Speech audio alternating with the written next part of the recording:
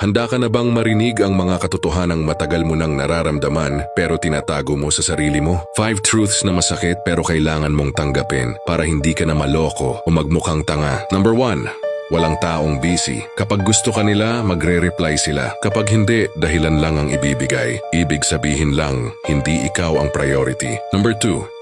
Pinahahalagahan ng tao ang mahalaga sa kanila. Kung tinatrato ka nila na parang option, simple lang. Hindi ka nila tinitingnang importante. Nakikita ka lang nilang available. Number 3. Ang hindi pag-reply ng matagal ay hindi dahil wala silang oras. Kung gusto ka nila, maglalaan sila ng oras. Kung hindi, ibig sabihin wala silang interest. Number 4. Madali ang salita, mahirap ang consistency. Kahit sino kayang magsabi ng I love you. Pero kung walang gawa, hindi love yan, paasa lang. Number 5. Actions never lie. Promises, pwedeng drawing, excuses, pwedeng palusot. Pero ang behavior, yan ang totoo.